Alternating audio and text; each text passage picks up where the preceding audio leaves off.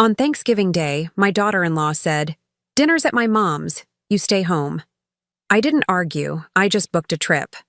When I posted the photos and she saw who was sitting next to me, my phone exploded with messages. "I'm glad to have you here. Follow my story until the end and comment the city you're watching from, so I can see how far my story has reached." I stood in my kitchen, staring at the turkey I'd bought 3 days ago, still frozen solid in my refrigerator. 22 pounds of butterball that would never see the inside of my oven. My hands trembled as I held the phone, Kala's words echoing in my mind like a death sentence. "Dinner's at my mom's house this year, Joelle. We won't have room for everyone. Won't have room." As if I were some distant relative they barely knew, not the grandmother of her 2 children. Not the woman who had raised the son she claimed to love so deeply before cancer took him from us 18 months ago. I walked to the living room and sank into David's old recliner, the one I couldn't bring myself to donate, even though the leather had worn thin on the armrests where his hands used to rest. The silence in the house felt different now, heavier somehow. For 67 years, I'd never spent Thanksgiving alone. Even during the lean years when money was tight and David was working double shifts at the factory, we always found a way to gather around our small kitchen table. My phone buzzed with a text message. A photo from Kala showed up on my screen, her mother's dining room table, elegantly set with what looked like service for 12 people. The caption read, "Getting ready for our family feast. So grateful for everyone who could make it." Everyone who could make it. The passive-aggressive undertone wasn't lost on me. I scrolled through her social media, something I rarely did but found myself doing more often since David's death. There were photos from last weekend's soccer game where my grandson Tommy scored his first goal of the season. I'd asked Kala 3 times when the games were, and each time she gave me a vague, "I'll let you know," that never materialized into an actual invitation. There was Emma's school play from 2 weeks ago, where my granddaughter played a dancing sunflower. I'd only learned about it when I ran into Kala's neighbor at the grocery store. The pattern had been building for months, but I'd been too hopeful, too trusting to see it clearly. Each exclusion came with a reasonable explanation. Each missed moment was justified by scheduling conflicts or last-minute changes. But looking at that perfectly set table, I finally understood the truth. Kala didn't want me around. I thought back to the days immediately after David's funeral, how she'd seemed genuinely grateful for my help with the children while she dealt with her grief. She'd called me almost daily, asking me to pick up Emma from school or watch Tommy during his afternoon nap. I'd been so touched that she was leaning on me, that she saw me as someone she could count on during the hardest time in both our lives. But gradually, those calls became less frequent. The invitations to family dinners dwindled. The casual drop-ins where the kids would run to hug Grandma Joe became scheduled visits that somehow kept getting postponed. I'd tried to address it directly once, about 2 months ago. I'd asked Kala if everything was okay between us, if I'd done something to upset her. She'd looked at me with those wide, innocent brown eyes and insisted I was imagining things. "You're family, Joelle. You'll always be family. I've just been so overwhelmed with everything. Overwhelmed." Yet she seemed to have plenty of time for her book club, her yoga classes, and her girls' nights out that she documented extensively on Facebook. The worst part wasn't even the exclusion itself. It was the way she made me feel like I was being unreasonable for wanting to be included. Like I was some needy old woman who couldn't take a hint. When I'd mentioned wanting to take the kids to the zoo last month, she'd sighed and said, "Joelle, I really need to establish some stability in their routine right now." When I offered to help with Tommy's birthday party planning, she'd smiled that tight smile and said, "I've got it all handled, but thanks. I've got it all handled." The polite dismissal that cut deeper each time I heard it. My daughter Linda had called from Oregon earlier in the week, asking about my Thanksgiving plans. When I told her I'd be spending it with Kala and the kids, I could hear the concern in her voice. "Mom, are you sure? You know you're always welcome to fly out here." Linda had never liked Kala, even before David died. She'd always said there was something calculated about my daughter-in-law, something that felt performative rather than genuine. I'd defended Kala then, believing that Linda was just protective of her brother, and maybe a little jealous of how quickly David had fallen for his college girlfriend. Now I wondered if Linda had seen something I'd been too blind to recognize. I looked around my living room, at the photos covering every surface. David and me on our wedding day 43 years ago. David holding Tommy as a newborn, his face glowing with pride. Emma taking her first steps in this very room, her arms stretched toward David's encouraging smile. The children had been my connection to my son after he was gone, the living proof that his love would continue in the world. But what happened when that connection was deliberately severed? What happened when the gatekeeper decided you weren't worth keeping around? The turkey in my refrigerator suddenly felt like a symbol of my own foolishness. I'd bought it assuming I'd be cooking for my family, the way I had for decades. I'd even picked up Emma's favorite cranberry sauce and the specific brand of stuffing that Tommy liked. All of it sitting in my kitchen like evidence of a celebration that was never going to happen. I grabbed my purse from the hallway table, my mind suddenly clear for the first time in months. If Calla wanted to exclude me from her version of family, fine. But I wasn't going to sit in this empty house feeling sorry for myself while she played happy families with everyone except me. I had 24 hours until Thanksgiving. 24 hours to decide who I really was, the discarded grandmother accepting scraps of affection, or the woman who'd raised 3 children, buried a husband, and survived more disappointments than Calla could imagine. My phone rang as I reached for my car keys. Calla's name appeared on the screen, and for a moment, my heart leaped. Maybe she'd reconsidered. Maybe she'd realized how cruel her exclusion had been. Hello? Hi, Joelle. I just wanted to make sure you were okay with tomorrow's arrangement. I know it's different from what you're used to. Different from what I'm used to. Like spending Thanksgiving with my family was some quaint tradition I needed to get over. I'm perfectly fine, Calla. Great!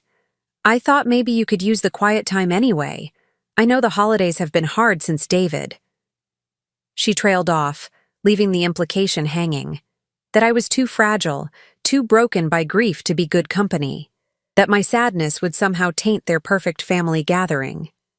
You're right, I said, surprised by the steadiness in my own voice. I think I'll use the time differently this year. There was a pause. I could almost hear her trying to figure out if there was any passive-aggressive undertone to my response. Wonderful. I'll call you Friday and maybe we can arrange something for the weekend. Maybe. Another maybe to add to the collection of empty promises. After I hung up, I sat in my car for several minutes, feeling something I hadn't experienced in months. Not anger, exactly, and not sadness. Something sharper and more energizing. For the first time since David's death, I felt like I had a choice to make. And I was going to make one that surprised everyone, including myself. I pulled out my phone and scrolled through my contacts until I found a number I hadn't dialed in over 2 years. My finger hovered over the call button for a long moment before I pressed it. The phone rang 3 times before a familiar voice answered, warm and slightly questioning. Marcus, it's Joelle. Joelle? Marcus's voice carried the same gentle surprise I remembered from decades ago, though it was deeper now, roughened by time and experience. My God, it really is you. I closed my eyes, transported back to a different version of myself. A 22-year-old woman who thought she had all the time in the world to make the right choices. Hello, Marcus. I hope I'm not calling at a bad time. Never a bad time for you. The words came so easily, as if 45 years hadn't passed between them. How are you? I heard about David. I'm so sorry. Of course he'd heard. In a town the size of Cedar Rapids, news traveled fast, especially when it involved people who'd once been as talked about as we were. Marcus and I had been the couple everyone expected to marry right out of college. High school sweethearts who seemed destined for a fairy tale ending until life got complicated in ways neither of us had anticipated. Thank you. It's been difficult. I paused, suddenly unsure why I'd called. What did I expect to accomplish with this conversation? Marcus, I know this is going to sound strange, but what are you doing tomorrow? There was a brief silence, and I could imagine him processing the question, trying to understand what I was really asking. Tomorrow is Thanksgiving. Yes, it is. Well, since Margaret passed last year, I've been spending it alone. My daughter and her family are in California, and I haven't felt much like celebrating. He cleared his throat. Why do you ask? Margaret. I'd heard about her death through mutual acquaintances, though I'd never met David's wife. She'd been a lovely woman by all accounts, a teacher who'd devoted her life to helping children read. They'd been married for 38 years, and by everything I'd heard, it had been a happy marriage. The kind of partnership I'd always hoped Marcus would find after everything that happened between us. I find myself in a similar situation, I said carefully. My daughter-in-law has made other arrangements, and I'm looking at spending the day alone as well. That doesn't sound like the Joelle I remember. You always had family around, people who needed taking care of. He was right. Even after David and I married, even after Linda and Michael were born, I'd always been the one coordinating holiday gatherings, making sure everyone was included. It was who I was, or who I thought I was, until Calla made it clear that my services were no longer required. Things change, I said simply. They do indeed. Another pause, and when he spoke again, his voice had taken on a different quality, more tentative but also warmer. Joelle, would you like to have dinner with me tomorrow? Nothing fancy, just two old friends who don't want to spend Thanksgiving alone. The question should have surprised me, but somehow it felt like the most natural thing in the world. I'd like that very much. Do you still like to travel? I was thinking we could drive up to that little inn in Galena we used to talk about visiting. They do a traditional Thanksgiving dinner and we could catch up. The inn at Galena. We'd planned to go there for our honeymoon, back when we thought we were going to get married. Back before everything fell apart in ways that seemed insurmountable at 22, but might look different from the perspective of 67. That sounds perfect, I heard myself saying. What time should I be ready? How about I pick you up at 10? It's about a 2-hour drive, and they serve dinner at 2. After we hung up, I sat in my car feeling like I'd just stepped off the edge of a cliff and discovered I could fly. The spontaneity of it, the sheer impulsiveness, felt completely unlike the careful, measured decisions I'd been making for the past 18 months. Since David's death, every choice had been weighed against grief and obligation and what other people expected of me. This was different. This was just for me. I drove to the mall, something I rarely did anymore since most of my shopping moved online. But I needed clothes for tomorrow, something that wasn't widow black or grandmother practical. The saleswoman at Nordstrom was probably my daughter's age, with perfectly highlighted hair and a genuine smile that didn't feel condescending when I explained I was looking for something appropriate for dinner at a nice inn. Are you celebrating something special? She asked as she pulled several options from the rack. In a way, yes. I fingered the fabric of a burgundy wrap dress that looked elegant without trying too hard. I'm having dinner with an old friend. How wonderful! Old friends are the best. They know all your stories already. All your stories. If only it were that simple. The dress fit perfectly, and when I looked in the fitting room mirror, I saw something I hadn't noticed in months. I looked like myself again, not just the grieving widow or the dismissed grandmother, but Joelle, a woman with her own life and her own choices to make. I bought the dress, along with a new pair of shoes and a small overnight bag that surprised me with its implications. Was I planning to stay the night? The inn had rooms available, Marcus had mentioned during our brief conversation about logistics. Separate rooms, of course, but still. The thought made me feel both terrified and exhilarated. At home, I found myself moving with purpose I hadn't felt in months. I made a hair appointment for first thing in the morning, something I never would have done on such short notice before, but the receptionist was accommodating when I explained it was for a special occasion. I laid the new dress out on my bed, along with the pearl necklace David had given me for our 20th anniversary. He'd always said it brought out the color in my eyes, and looking at it now, I realized he was right. When had I stopped wearing things that made me feel beautiful? My phone buzzed with a text from Linda. "How's your Thanksgiving prep going, Mom? Are you making your famous sweet potato casserole for Kala's family? I stared at the message for a long time before responding. Change of plans. I'm having dinner with an old friend instead. Her response came immediately. Really? Who? That's wonderful. I hesitated before typing. Marcus Wellington. Do you remember me mentioning him? The phone rang before I could set it down. Mom? Marcus Wellington? Your old boyfriend, Marcus Wellington? Linda's voice was sharp with surprise and something else I couldn't quite identify. We're just having dinner, Linda. Two old friends catching up. Mom, he's not just any old friend. Didn't you tell me once that he was the one who got away? That if things had been different? She trailed off, but I knew what she was remembering. A conversation we'd had years ago, probably after a few glasses of wine at Christmas, where I'd mentioned the path not taken. The choices that seemed impossible at the time, but might have led to a completely different life. That was a very long time ago, I said carefully. But still. Mom, are you sure you're ready for this? I mean, Dad's only been gone 18 months. Only been gone. As if there was some prescribed timeline for when it became acceptable to have dinner with someone who wasn't your deceased husband.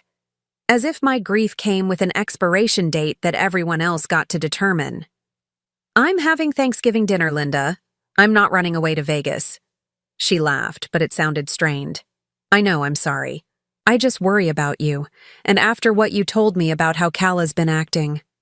This has nothing to do with Kala, but even as I said it, I knew it wasn't entirely true. If Kala had invited me to her mother's house, if she'd made me feel welcome in my grandchildren's lives, would I have called Marcus? Or would I have continued playing the role of the grateful, undemanding grandmother, accepting whatever scraps of affection she was willing to offer? I love you, Mom. Have a wonderful time. After I hung up, I walked through my house, seeing it differently. The photos of David and me, the accumulated memories of 43 years of marriage, the life we'd built together. None of it felt threatened by tomorrow's dinner. If anything, it felt like David would have approved. He'd never been a jealous man, and he'd always encouraged me to maintain my friendships, even the complicated ones from before we met. I picked up a photo of him from our last anniversary, taken at the restaurant where he'd proposed all those years ago. He was smiling at something I'd said, his eyes crinkled with laughter and genuine affection. A good man who'd loved me completely and without reservation. What do you think, sweetheart? I asked his picture. Am I doing the right thing? The silence that followed felt peaceful rather than empty. For the first time since his death, I wasn't asking for permission to live my life. I was simply living it. I was in the middle of packing my overnight bag when the doorbell rang. Through the peephole, I could see Kala standing on my front porch, shifting her weight from foot to foot in the way she did when she was nervous or upset about something. I opened the door, and her eyes immediately went to the overnight bag in my hand. Going somewhere? She asked, her tone casual but her eyes sharp with curiosity. Actually, yes. I have plans for tomorrow. Her eyebrows shot up. Plans? What kind of plans? For a moment, I considered telling her the truth. But something in her expression, a kind of proprietary concern that suggested she thought she had the right to approve my social calendar, made me pause. I'm having dinner with a friend. Oh, she looked genuinely surprised, as if the idea that I might have friends she didn't know about had never occurred to her. Well, that's nice. I just stopped by to drop off some leftovers from tonight's prep. Mom made way too much stuffing. She held out a small container, the kind gesture that might have meant something if it hadn't come with the underlying message that these were scraps, extras that nobody else wanted. That's thoughtful, thank you. So, this friend, she pressed, not taking the hint that I wasn't interested in sharing details. Anyone I know? I met her eyes steadily. No, I don't think you do. Something shifted in her expression, a flicker of something that might have been alarm or might have been irritation. As if my having a life outside of her control was somehow problematic. Well, I hope you have a nice time.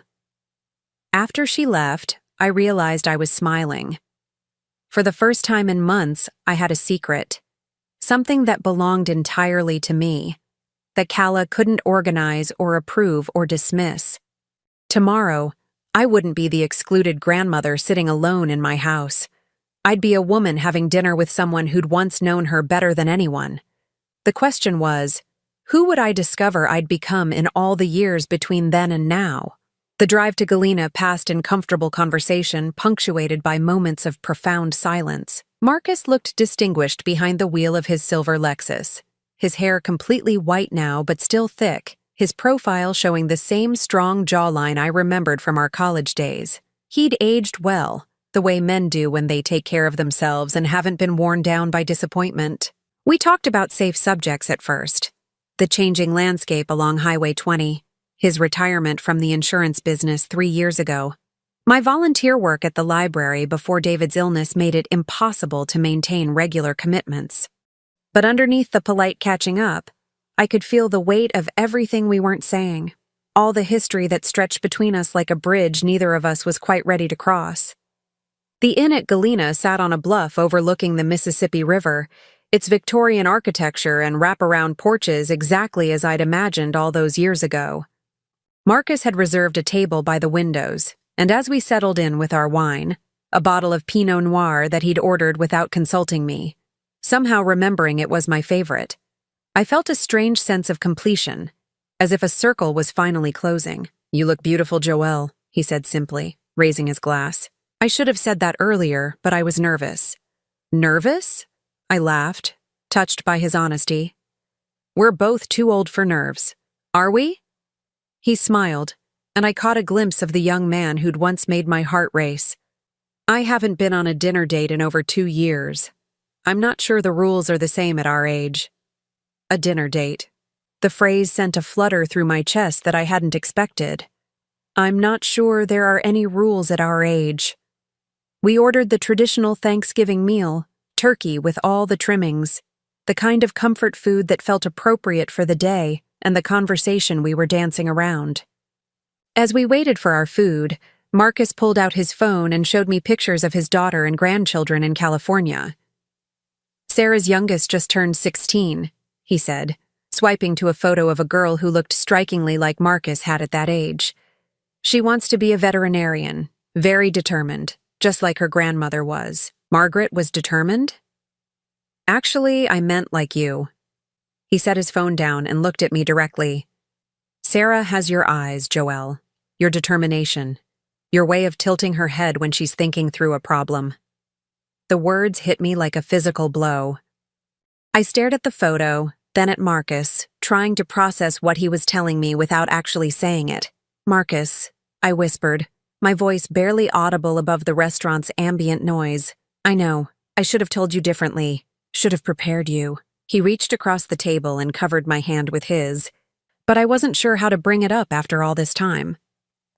My mind raced backward, calculating dates and possibilities I'd never allowed myself to consider. 46 years ago, when Marcus and I had broken up, when I'd discovered I was pregnant and panicked, when David had stepped in to marry me and give the baby his name without ever asking questions about timing or paternity. David knew? My voice cracked on my dead husband's name.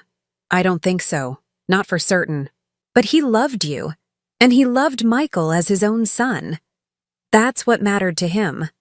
Michael, my firstborn, who died of cancer 18 months ago. David and Michael had been so close, had shared the same gentle humor and practical approach to life. I'd never seen Marcus in my son, had never allowed myself to look for similarities that might complicate the life we'd all built together. How long have you known? Marcus was quiet for a long moment, staring out at the river. I suspected when Michael was born. He was premature, but not as premature as he should have been if the timing was what you and David claimed. But you were married, you were happy, and I was young and scared and dealing with my own family's expectations about who I should marry. The waitress brought our food, and we sat in silence as she fussed with our plates and refilled our water glasses. The normalcy of the service felt surreal against the magnitude of what we were discussing. When did you know for sure? I asked after she left. 10 years ago, Michael needed surgery, remember? Needed some kind of complications from an old football injury. He needed blood, and David wasn't a match. They tested family members, and Linda wasn't compatible either. That's when the doctors mentioned that sometimes blood types can be surprising, that maybe they should look at a broader genetic panel. I remembered that surgery. Michael had been in his early 40s, and what should have been routine arthroscopic work had turned complicated when they discovered unexpected scar tissue. David had been frustrated that he couldn't help, had felt helpless in the way that parents do when their children are hurting and there's nothing they can do. Michael called me, Marcus continued. Did you know that? He said he'd been thinking about family medical history, about making sure his kids knew everything they might need to know. He asked if I'd be willing to be tested, just to rule out some hereditary conditions. My heart was pounding so hard I could barely breathe. And? Perfect match. Not just compatible, perfect. The kind of match you only get between parent and child. I set down my fork, no longer able to pretend I was eating. Did you tell him? No, but I think he figured it out. He was a smart man, Joelle. He started asking questions about our college years, about why we broke up. He wanted to know if there were things he should understand about his medical history. What did you say? I told him that the past was complicated, but that David was his father in every way that mattered. That seemed to satisfy him, at least outwardly. But after that, he started calling me occasionally. Not often, maybe every few months. Just to check in, he said. To maintain family connections. Family connections. My son had known, or at least suspected, and he'd reached out to his biological father without ever telling me. The thought should have hurt, but instead, it felt like something clicking into place. Michael had always been curious about genetics and family traits, had always been the one asking questions about relatives he'd never met, and family stories that didn't quite add up. He never said anything to you? Marcus asked gently. I shook my head. Not directly.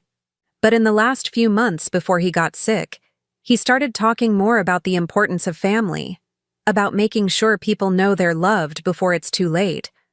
I thought he was just being sentimental because of David's age. Maybe he was. Or maybe he was trying to tell you something without betraying David's memory.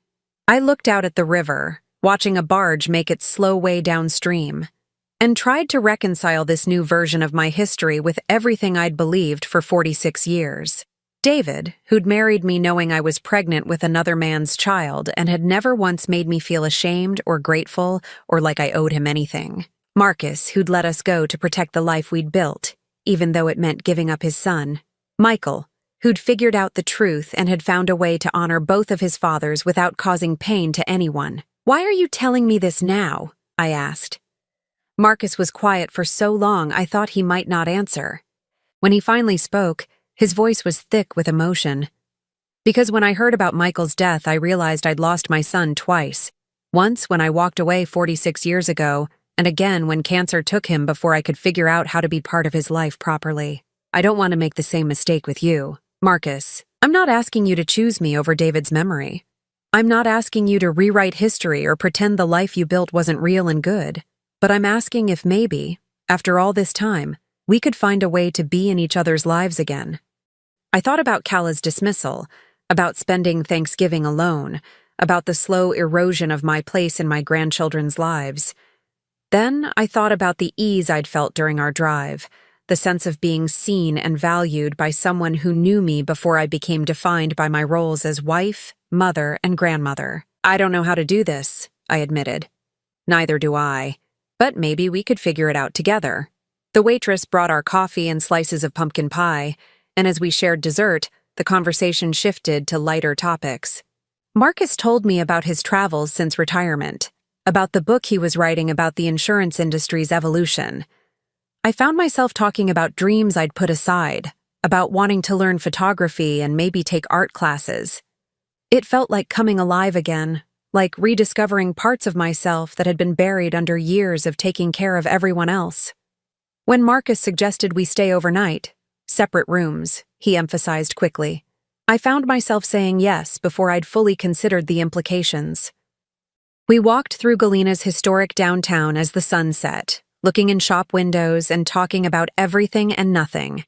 He bought me a small silver bracelet from an antique store, something delicate and pretty that had caught my eye. "For a new beginning," he said as he fastened it around my wrist. Standing on the sidewalk outside the inn as evening fell, I felt like a different person than the woman who'd been excluded from Thanksgiving dinner just that morning. Marcus was looking at me with an expression I hadn't seen in decades. Not the careful politeness of old friends catching up, but something deeper and more complicated. "Joelle," he said softly, reaching up to touch my cheek.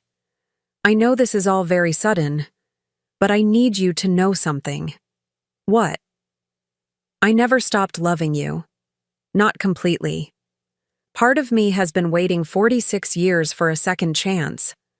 Before I could respond, before I could think about all the reasons why this was complicated and potentially devastating to the careful equilibrium of my life, my phone buzzed with an incoming call.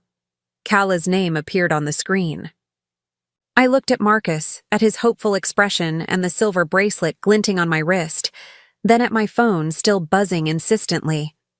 For once in my life, I sent the call to voicemail. "What were you saying?" I asked, stepping closer to him. But even as he smiled and took my hand, even as I felt the flutter of possibility and second chances, I could see Kala's name lighting up my phone screen again. Something told me she hadn't given up trying to reach me.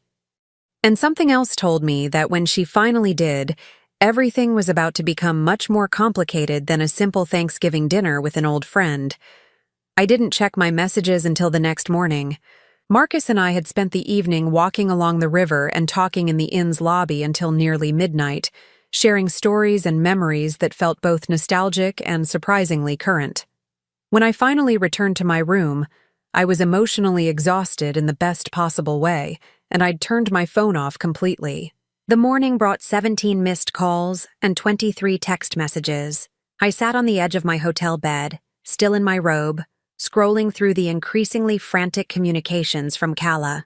The first few were innocuous enough, asking where I was, saying she hoped I was having a nice time with my friend. But as the evening progressed, the tone shifted dramatically. Message at 7:15. "Joelle, please call me back. I'm getting worried." Message at 8:30. "Your neighbor said she saw you leave with a man yesterday. Is everything okay?" Message at 9:45. "I found some photos on Facebook. We need to talk." My heart stopped. Photos on Facebook. I grabbed my laptop and logged into my account, scrolling through my feed until I found what Kala must have seen. The inn's official page had posted pictures from their Thanksgiving dinner service, featuring happy couples and families enjoying their holiday meal. There in the background of one photo were Marcus and I at our window table, laughing about something over our wine. We looked comfortable together, familiar in a way that suggested more than a casual dinner between old acquaintances. The lighting was flattering, and Marcus had his hand over mine on the table in a gesture that could only be interpreted as intimate. I switched to Marcus's Facebook profile, something I hadn't looked at in years. His most recent post was from yesterday evening, a photo he'd taken of the sunset over the Mississippi River with the caption, "Perfect ending to a perfect day with someone special."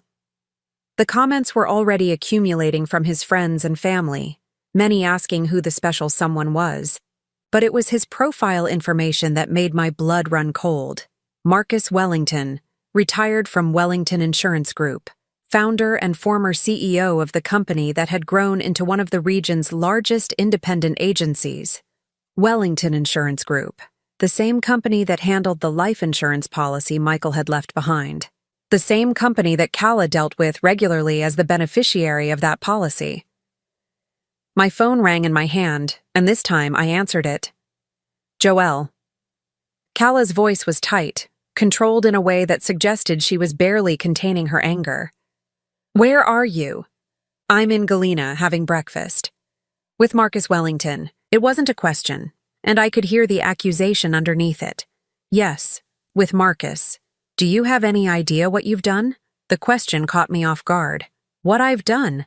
I had dinner with an old friend. An old friend? Kala's voice pitched higher. "Joelle, Marcus Wellington is the CEO of the company that holds Michael's life insurance policy. The policy that I've been working with for the past year and a half. The policy that's been paying Tommy's private school tuition and Emma's dance lessons and keeping our family afloat while I figure out how to rebuild our lives. I felt the blood drain from my face. In all our conversation yesterday, Marcus had never mentioned his connection to Michael's policy, had never indicated that he knew about Calla or had any involvement in my family's financial affairs. "I don't understand what you're suggesting," I said carefully. "I'm suggesting that it looks like you're sleeping with the man who controls our family's financial future. Do you understand how that appears? Do you understand what kind of position that puts me in?" "Calla, I'm not sleeping with anyone. And even if I were, it wouldn't be any of your business. It becomes my business when it affects my children's security." Her composure cracked completely. "Do you think this is some kind of game? Do you think you can just run off with random men and not consider the consequences for the rest of us?" Random men. The dismissiveness in her tone triggered something protective and fierce in me. Marcus is not a random man. We have a long history together. How long? The question hung in the air between us, loaded with implications I wasn't prepared to explore over the phone. "It's complicated. Uncomplicate it for me." I looked across the breakfast room where Marcus was reading the newspaper and drinking his coffee, occasionally glancing up to smile at me. He looked peaceful, content, completely unaware that our reunion was causing a crisis 2 hours away. "We dated in college, before I married David." "And? And what?" "And what else? There has to be more to this story, Joelle. People don't just randomly reconnect with college boyfriends and run off to romantic inns unless there's something else going on." Her intuition was sharper than I'd given her credit for, but I wasn't about to reveal Michael's true parentage to her over the phone while she was already in crisis mode. Sometimes people do reconnect, especially after losing their spouses. "So this is what this is about? You're having some kind of midlife crisis because David is gone?" The casual cruelty of reducing my reconnection with Marcus to a psychological breakdown made me angry in a way I hadn't expected. "David has been gone for 18 months, Calla. I'm allowed to have relationships." "Not with the man who controls our insurance money, you're not." "Our insurance money?" I repeated slowly. "Since when is Michael's life insurance policy our money?" There was a pause that stretched too long, and when Calla spoke again, her voice had changed completely. The panic was still there, but underneath it was something harder, more calculating. "Since I became a single mother with 2 children and no career, because I spent 15 years supporting Michael's ambitions instead of building my own. Since I became the person responsible for keeping this family together after your son died." Your son, not her husband, not the father of her children. Your son, as if Michael's death was somehow my personal tragedy, rather than a loss that had devastated all of us. "Calla, are you suggesting that I can't have a personal life because it might somehow interfere with the insurance payments you receive?" "I'm suggesting that you're being incredibly selfish and short-sighted, that you're jeopardizing our financial security for some romantic fantasy with a man who could destroy us with one phone call." The accusation was so outrageous that I almost laughed. "Marcus doesn't make individual decisions about insurance claims. He's retired from day-to-day operations, and even if he weren't, insurance companies don't cancel legitimate policies because their executives have personal relationships. You don't know that. Actually, I do know that. Because unlike you, I don't assume that everything revolves around manipulation and personal favors."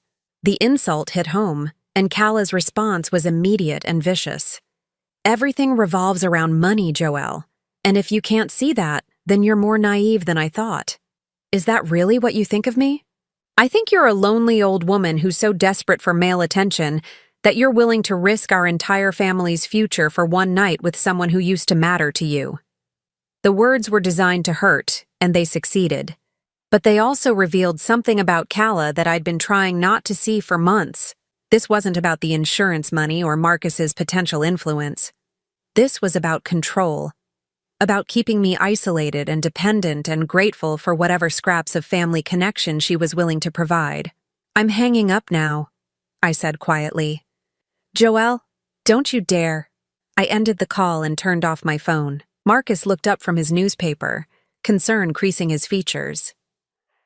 "Everything okay?"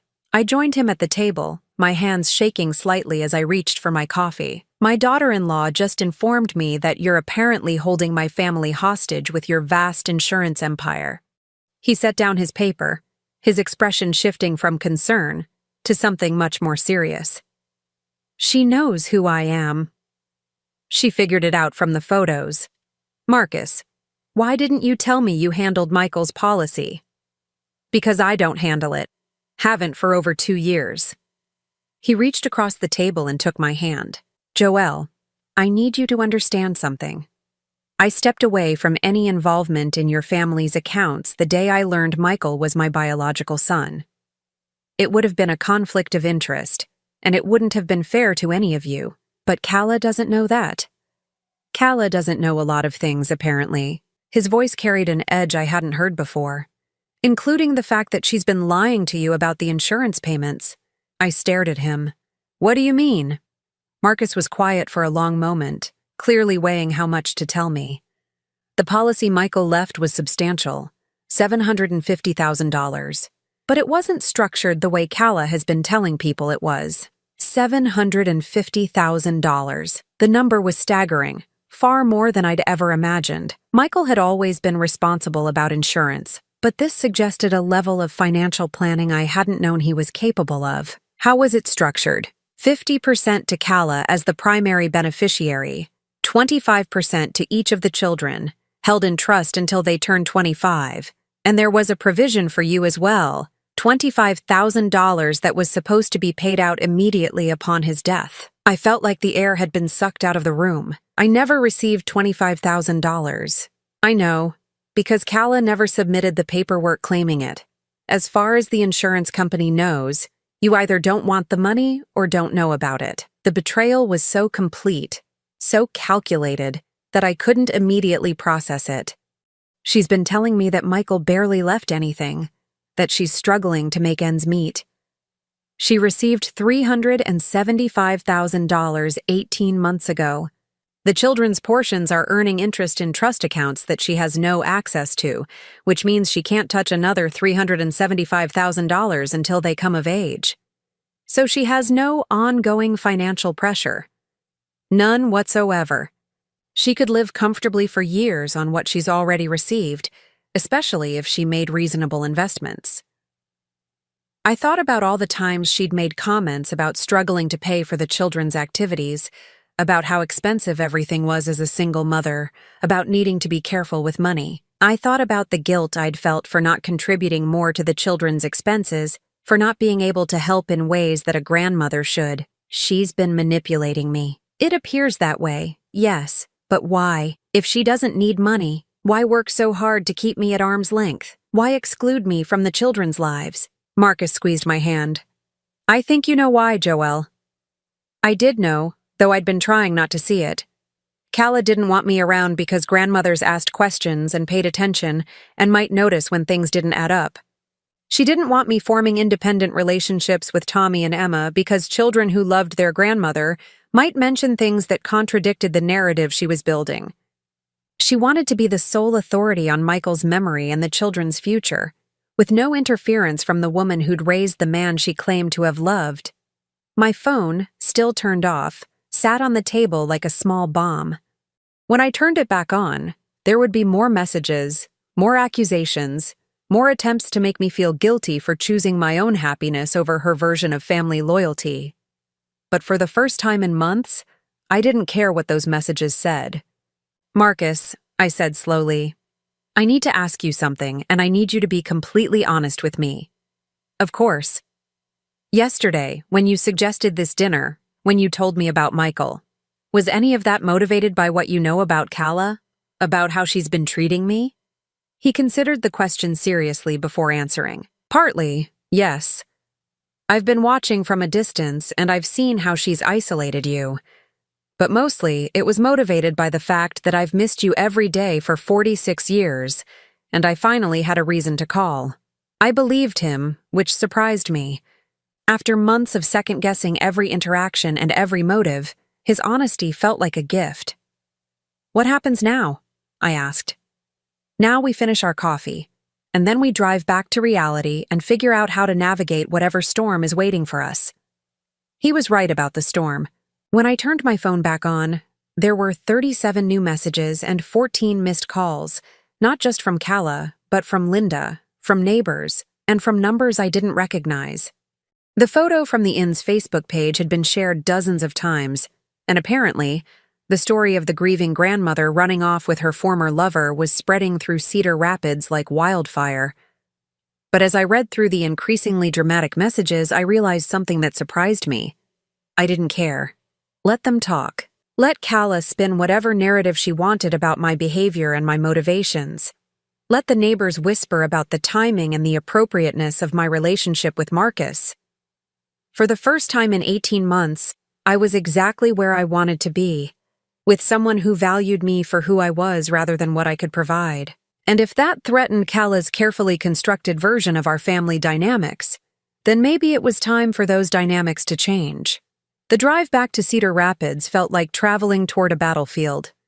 Marcus and I had decided he would drop me at home so I could face whatever was waiting there, and we would talk later once the immediate crisis had been dealt with. But as we pulled into my driveway, I could see Kala's black SUV parked aggressively close to my front door, and I knew there would be no graceful transition back to normal life. "Are you sure you don't want me to stay?" Marcus asked, eyeing the vehicle with obvious concern. "I need to handle this myself," I said, though my stomach was churning with anxiety. "But thank you. For everything." He squeezed my hand before I got out of the car. "Call me later. No matter how late, no matter what happens." Kala was sitting on my front porch steps, her arms wrapped around her knees in a posture that might have looked vulnerable if I hadn't known her better. She stood as I approached, her face a mask of controlled fury mixed with what appeared to be genuine distress. "We need to talk," she said without preamble. "I assumed that's why you're here." I unlocked my front door, acutely aware that she was following me inside like she had every right to be there. "Would you like some coffee?" "I don't want coffee, Joelle. I want to understand what the hell you think you're doing." I set my overnight bag down in the hallway and turned to face her. In my own home, surrounded by my own belongings and memories, I felt more grounded than I had during our phone conversation. "I'm living my life, something I should have started doing months ago." "Living your life?" Kala's voice cracked with incredulity. "Is that what you call running off with Michael's insurance agent behind my back?" Marcus is not Michael's insurance agent, and I didn't go behind anyone's back. I don't need your permission to have dinner with a friend. "A friend?" She pulled out her phone and showed me the screen. The photo from the inn's Facebook page was displayed, zoomed in to show Marcus and me at our table. "This doesn't look like dinner with a friend, Joelle. This looks like you're having an affair with someone who could destroy our family's financial security on a whim." The word affair hung in the air between us, loaded with judgment and implications. I realized that in Kala's mind, I was still supposed to be the grieving widow, forever faithful to David's memory, available to help with her problems, but never entitled to my own happiness. First of all, Marcus has no involvement in your insurance matters. Second, even if he did, that wouldn't give you the right to control my personal relationships. It gives me the right to protect my children. From what? From their grandmother having a life? Kala began pacing around my living room, her agitation growing more pronounced. From the scandal, from the gossip. Do you know what people are saying? That you've lost your mind with grief, that you're making a fool of yourself chasing after some old boyfriend like a teenager. The cruelty of it took my breath away. Is that what you think? That I'm making a fool of myself? I think you're not thinking clearly. I think you're so desperate to feel young again that you're willing to jeopardize everything Michael worked for, everything he left behind for his children. What exactly do you think I'm jeopardizing? The question seemed to catch her off guard. She stopped pacing and stared at me, as if trying to determine whether I was being deliberately obtuse or genuinely didn't understand the threat she perceived. "The insurance money," she said finally, her voice dropping to something close to a whisper. "If Marcus decides he doesn't like our family arrangement, if he thinks you're being taken advantage of, or if you two have some kind of falling out, The insurance money that Michael left for you and the children is not subject to Marcus's personal feelings. That's not how insurance works. You don't know that for certain. Actually, I do know it for certain, because Marcus told me exactly how Michael's policy was structured. Calla went very still. What do you mean? I sat down on my sofa, suddenly feeling very tired. I know about the $750,000, Calla. I know about the children's trust funds, and I know about the $25,000 that was supposed to come to me. The color drained from her face so quickly I thought she might faint. She sank into David's old recliner, her hands gripping the armrests. He told you, she whispered. He told me you never filed the paperwork to claim my portion. He told me you've been sitting on nearly $400,000 while telling me you're struggling financially. You don't understand. Then explain it to me. Calla was quiet for a long time, her gaze fixed on the carpet. When she finally looked up, her eyes were filled with tears, but there was something calculating underneath them that made me wary of feeling too much sympathy. I was protecting you, she said softly. Protecting me from $25,000? Protecting you from feeling obligated. From feeling like you needed to help us when you should be enjoying your retirement. Her voice grew stronger, more confident as she built her narrative. I knew if you had that money, you'd try to spend it on Tommy and Emma, on things they needed. I wanted you to keep it for yourself, for traveling or whatever would make you happy. It was a beautiful story, selfless and considerate. It was also complete nonsense. If that were true, you could have simply told me about it and asked me to save it for myself. You didn't need to hide its existence entirely. I was going to tell you eventually, when the time was right. When would the time have been right, Calla? After you'd successfully pushed me out of the children's lives?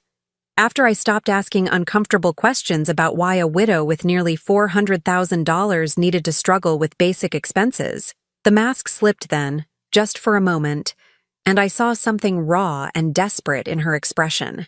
You have no idea what it's been like, she said, her voice hardening. Being a single mother, having everyone judge every decision I make, having everyone think they know better than I do about what's best for my children.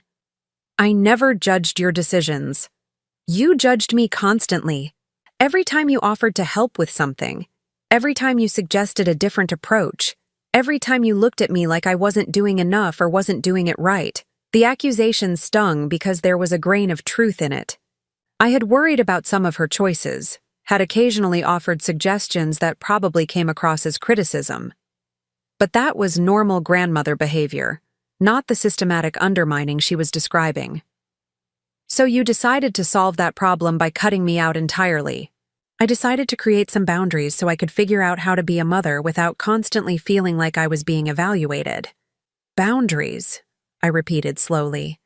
Is that what you call excluding me from Thanksgiving? Is that what you call not telling me about Tommy's soccer games or Emma's school play? Those weren't deliberate exclusions. Stop lying to me, Calla. The words came out sharper than I'd intended, but I was tired of the careful dance we'd been doing around the truth. Just stop. We both know exactly what you've been doing, and we both know why. She stared at me with something approaching hatred. Fine. You want the truth? Here's the truth. You're suffocating, Joelle. You hover and you worry and you make suggestions and you want to be involved in every decision. Michael used to complain about it all the time. The lie was so vicious and so obviously calculated to hurt me that I almost admired her audacity. Michael never complained about me to you. How would you know? You weren't there for most of our marriage. You were too busy taking care of David to pay attention to what your son actually needed. What my son needed was a wife who loved him for who he was, not someone who saw him as a meal ticket. The accusation hung between us like a challenge. Calla's face went white, then red, and for a moment I thought she might actually strike me. How dare you, she whispered. How dare I what? Tell the truth? Michael was worth $750,000 dead, Calla. How much was he worth to you alive? I loved him. You loved what he could provide. The house, the lifestyle, the security. But you didn't love him enough to share him with his mother, did you? You didn't love him enough to make room in your perfect little family for the woman who raised him. Calla stood up abruptly, her composure finally cracking completely. You think you know everything, don't you? You think you're such a perfect mother, such a perfect grandmother. But you know what? Michael felt sorry for you. He stayed in touch with you out of obligation, not love. The words were designed to destroy me, and 18 months ago, they might have succeeded. But sitting there with the silver bracelet Marcus had given me still warm on my wrist, with the memory of his hand in mine still fresh, I realized that Cala's opinion of my relationship with my son no longer had the power to devastate me. Maybe he did, I said calmly.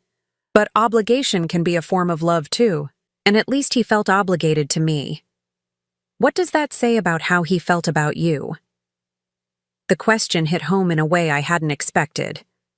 Cala's face crumpled, and for the first time since she'd arrived, I saw genuine vulnerability instead of calculated manipulation. He was going to leave me, she whispered. Before he got sick, he was going to leave me. He said he'd fallen out of love, that we'd grown apart, that he wanted to try counseling but he didn't think it would work. The admission stunned me into silence. I'd had no idea Michael's marriage was in trouble. In the last few months of his life, when the cancer treatments were overwhelming and everyone was focused on just getting through each day, family dynamics had seemed irrelevant compared to the larger battle we were fighting. The life insurance policy, she continued, her voice breaking. He increased it 3 months before he was diagnosed. Not because he was planning to die, but because he was planning to divorce me.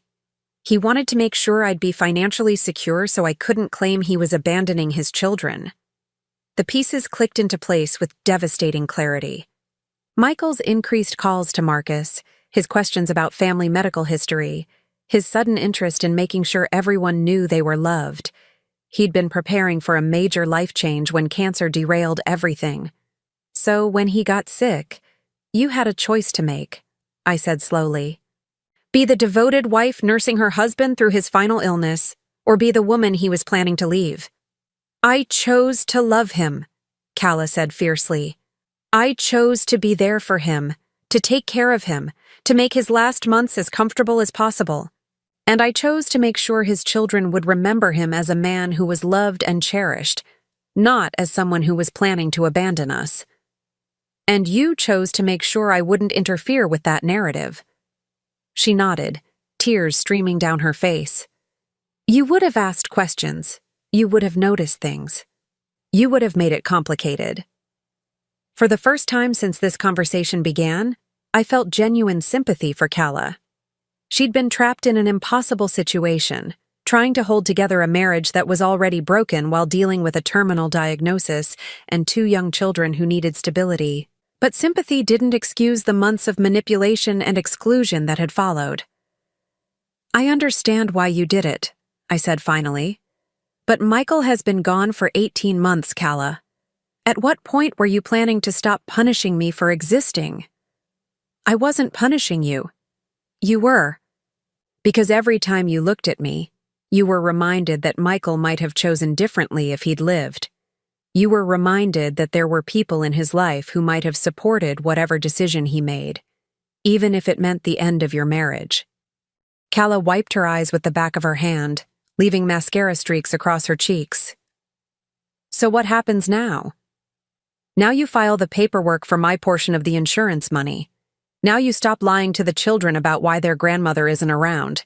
And now you figure out how to co-parent with me instead of trying to replace me. And if I don't? I thought about Marcus waiting for my call, about the $25,000 that was rightfully mine, about Tommy and Emma growing up without really knowing their father's mother. Then I stopped making this easy for you. I stopped pretending that your version of family is the only one that matters, and I stopped protecting you from the consequences of your choices. Cala stared at me for a long moment, seeming to weigh her options. Finally, she picked up her purse and headed toward the door. I'll think about what you said. Don't think too long, I called after her. I'm done waiting for you to decide whether I'm worth including in my grandchildren's lives. After she left, I sat in my quiet house and realized that something fundamental had shifted. For months, I'd been trying to earn my way back into Cala's good graces, accepting crumbs of contact with Tommy and Emma and telling myself it was better than nothing. but I wasn't that desperate anymore. I had choices now, and people who valued me, and resources I'd forgotten I possessed. When I called Marcus that evening, my voice was steady. "How did it go?" he asked. "It went exactly as badly as expected, but for the first time in months, I don't care." "Good," he said simply. "That means you're ready for whatever comes next." "What comes next?" "Whatever we want to come next." The freedom in that statement, the possibility it represented, made me smile for the first time all day. Tomorrow, I would start the paperwork to claim my inheritance. I would call a lawyer to understand my rights as a grandmother. And I would begin building a life that didn't revolve around appeasing someone who had never wanted me around in the first place. Tonight, I was going to plan a future with someone who actually wanted to be part of it.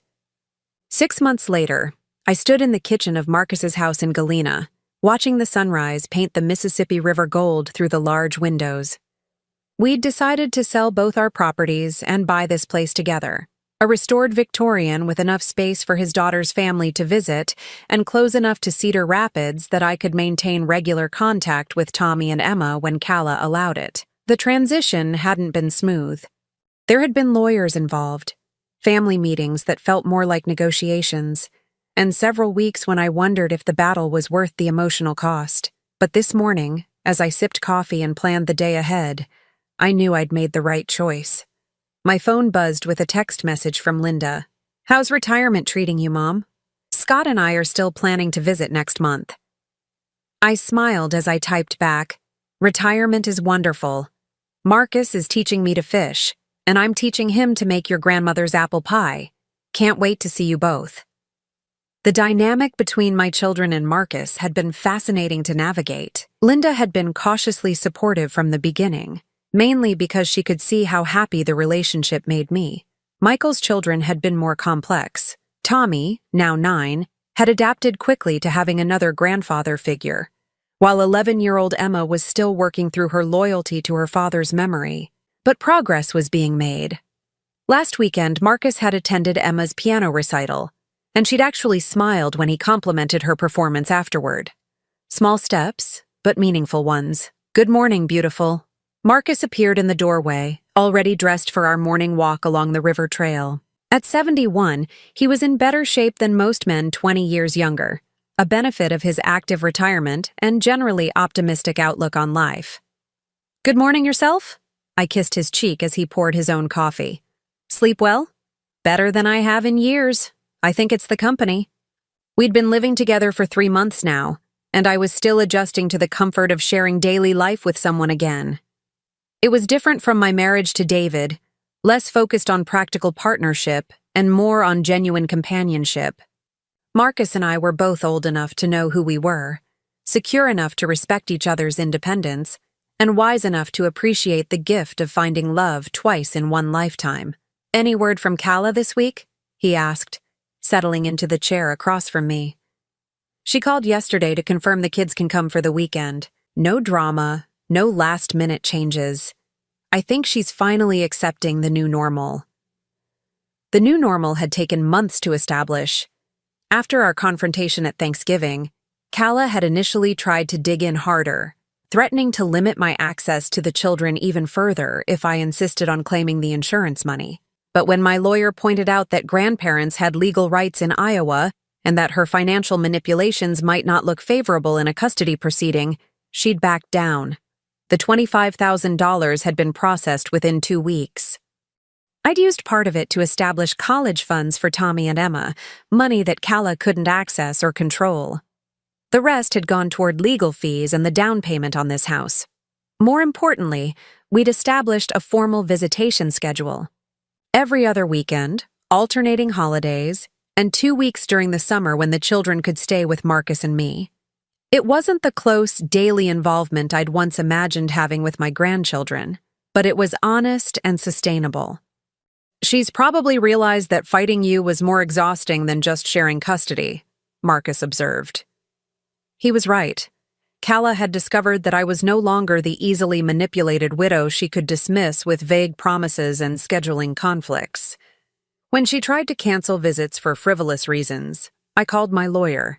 When she attempted to badmouth me to the children, I calmly corrected the record during our time together.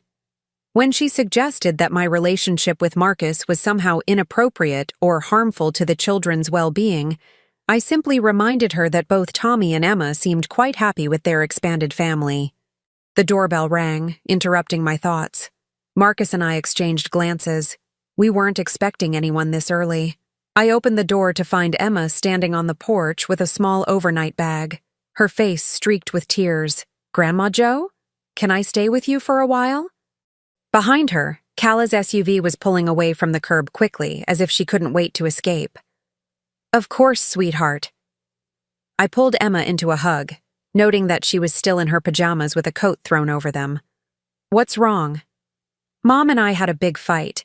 She said I could come here if I thought you were so much better at taking care of kids." I felt a familiar surge of anger at Kala's emotional manipulation, but I kept my voice calm. "Well, you're always welcome here. Let's get you some breakfast and you can tell me what happened." Over pancakes and hot chocolate, the story emerged. Emma had asked if she could invite a friend to her upcoming birthday party, and when Kala said no because the friend's family was not our kind of people, Emma had protested.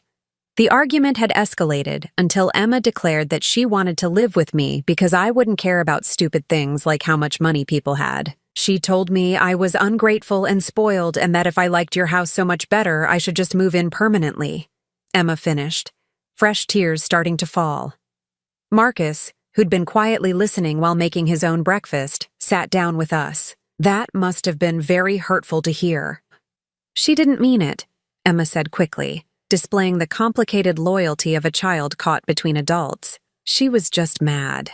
"Maybe," I said carefully. "But even when we're mad, we shouldn't say things that make the people we love feel bad.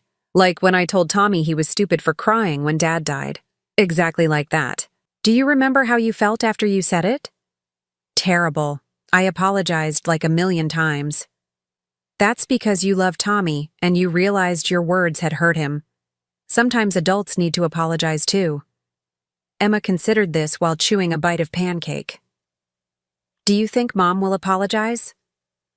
"I don't know, sweetheart, but I know that whatever happened between you and your mom doesn't change how much she loves you, or how much I love you." The conversation was interrupted by my phone ringing. Kala's name appeared on the screen, and Emma immediately tensed.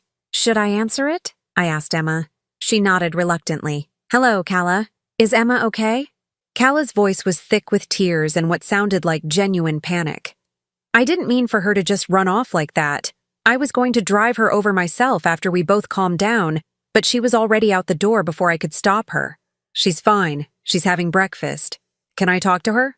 I looked at Emma, who shook her head frantically. "She's not ready to talk right now.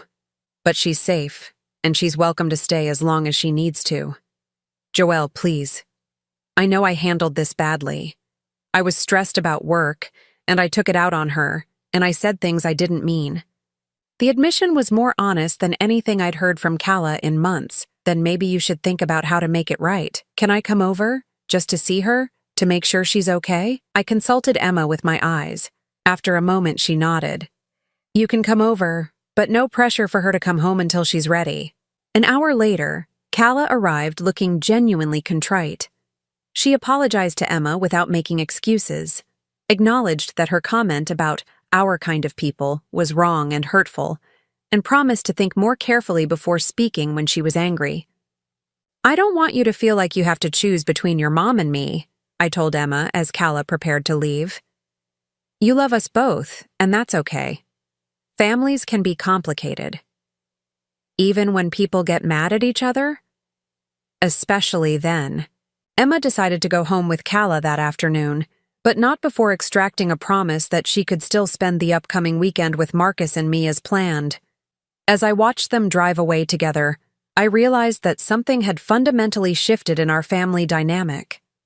For the first time since David's death, I felt like I had agency in my relationships with my grandchildren. I wasn't dependent on Kala's goodwill or subject to her arbitrary decisions about when and how I could be involved in their lives.